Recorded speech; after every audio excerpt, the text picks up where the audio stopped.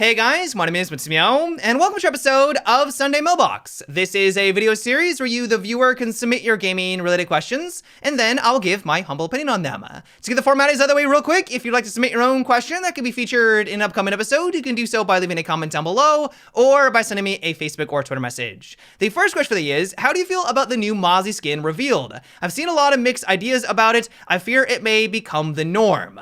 Well, I will admit the first time I laid eyes on this skin, I got a good laugh at it because it is ridiculous. It essentially turns Mozzie into a gigantic pizza. And so for those people out there that want Rainbow Six Siege to be a authentic tactical experience with camos and customizations that reflect that, I can completely understand why they're not thrilled by this addition. But at the same time though, if you think that this is like the beginning of the norm for these kinds of cosmetic items, where have you been over the last couple of years? Rainbow Six Siege is magic. Every single one of the Halloween events, they all add in customization that is along these same lines. Yes, a lot of those, like especially the Halloween ones, might be a bit grittier, and I guess maybe for some reason that is okay for some people. This does have a more cartoony look to it, but even still, all of these go outside of the boundaries of the more tactical, authentic customization that people want, or at least those subset of people. At the same time, though, there is clearly a demand for these kinds of customization options because Ubisoft wouldn't be spending their time to make them if they weren't selling. There's obviously a lot of people out there that enjoy the goofier side of Rainbow Six Siege, and that's why we get them. Now, thankfully, if you do want to use one of the more ridiculous skins in the game, you are going to be putting yourself at a disadvantage. Probably the best example of this is the recent Halloween one for Legion.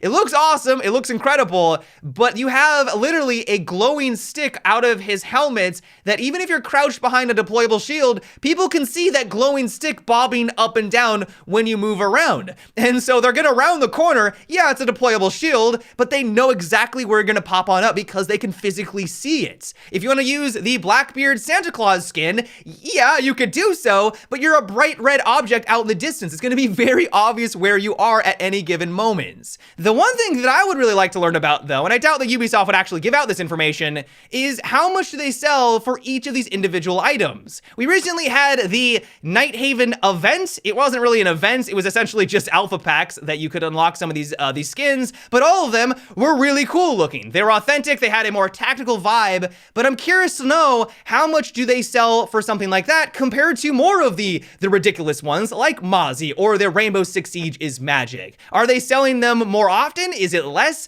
I think that information would be really quite telling as to why they come out with the items that they do.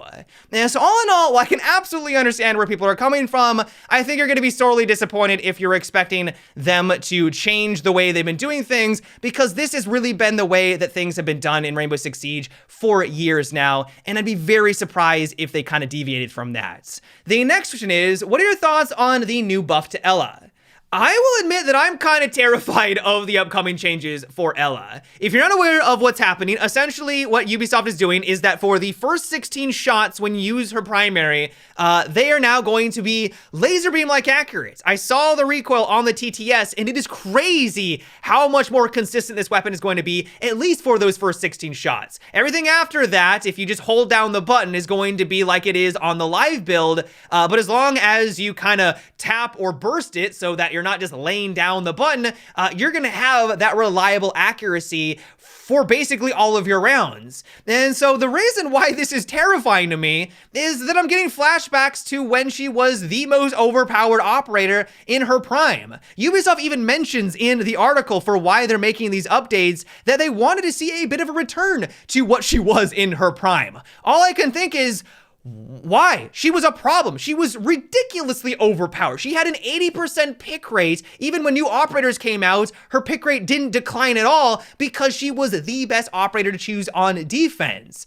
And so while maybe things have changed, even if she does have a better recoil, they have nerfed her damage. They've nerfed her in other ways. She doesn't have as many rounds at her disposal. So maybe that will kind of counterbalance this even with the improved accuracy. but I'm not entirely sold on it. The reason why she was so powerful was that blazing fast RPM, and so if you're able to have at least a reasonable accuracy along with it, she's gonna be a headshot machine. All in all, though, this is gonna have to be a wait and see. Maybe I'm jumping to conclusions. It's not gonna be as bad as I'm thinking it will be. We are gonna have to play around with it when it finally does go live, but I do have my concerns, and I'm hopeful that Ubisoft is being cautious. The next question comes from Charlie, and it is, what do you think about a 2-speed, 2-armor defensive operator in which you can throw a med kit that can be used to heal for 30 health? However, this takes a short time to use and can leave you vulnerable. The operator gets a total of 5 of these throughout the round on a similar timer to Wamai and his gadget. This operator will be designed to lower Doc's pick rates. I do not think that Doc is being chosen because he can heal his teammates. Maybe I'm being cynical here, but I think it's because he has access to an ACOG and he can heal himself. The reason why you see him spawn peeking all the time at the beginning of a match is because he can use that ACOG to take you out at a distance, and then if you're not able to get the headshot against him, he can just heal up all the damage and act like nothing happened. That's why he is so popular right now. And so by introducing someone that is similar that can heal, I think is interesting. I would love to have more healers or more support characters like this added into Siege, but I do not think it would have any impact on Doc's performance whatsoever. Now, as for the operator that you described, I do think that it's decent, but my one concern with it is that it's a little bit too similar to the way that Doc performs. Yes, you would be able to toss more of these around the map more reliably. You get 5 of them, so you could heal people for more. I'm guessing this doesn't revive, so that would be one downside. But the reason why I'm a bit skeptical is a lot of times the reason why Doc is so strong is that ability to revive, but also if you're in a tight situation and you do need a heal, having to go through an animation or grab the item that he just threw onto the ground is probably not going to be the smartest thing to do. It's going to be very difficult to do that. If you do have a team that is taking sporadic damage throughout a match, this could be very powerful. Constantly being able to go back to the objective if you're a roamer and getting healed or topped off by Doc or this new character could be incredibly strong in the right situation. But because it has all these other weaknesses associated with it, I would be hard pressed for why anyone would want to use someone like this over Doc. Now, so all in all, while I do like the idea of having another healer added into the game, I think they might need to work around it somewhat differently. The next question comes from Shane, and it is, what do you think about an operator that can reinforce a floor for vertical play? I would be really surprised if we didn't get an operator that did something similar to this sometime in the near future. There is currently no real way to do anything about verticality in this game. Really, you just kind of have to hope and pray that they don't use verticality to their advantage, because if they do, it's probably going to be a hard time for defense to deal with it. Now, it can be a double-edged sword for offense because defenders can also use those holes that they're opening on up, but because these floors are massive, and if they know what they're doing, they're going to open up a lot of sights up there. To know which one an offensive player is going to peek through is going to be difficult. And so having a way to make it much more difficult or make it literally impossible for Sledge or a Buck to open them up could really change the way that we play on these maps. That is the key point, though. Maybe the reason why Ubisoft hasn't added it yet is that it would be a significant change to a lot of these maps. A lot of the objectives may have been designed specifically around having that much verticality, and as soon as you remove the possibility to be able to open up those lines of sight, it's going to become significantly harder or almost impossible to actually do anything about taking that objective. You only now have a couple of ways to push on in or gain an angle, and it's just going to become too difficult for offense to win those situations. Now, one way that Ubisoft could work around this is just simply making it so that the hard breachers are the direct counter to this new operator. That way, yeah, you might not be able to bring a Buck or a Sledge, but Thermite would still be able to open that on up. Now, granted, you would then need to weigh the pros and cons. Do I want to open up the hatch? Do I want to open up the floor? Or do I want to get a reinforced wall? He only has so many of his gadgets at his disposal, so that is going to make him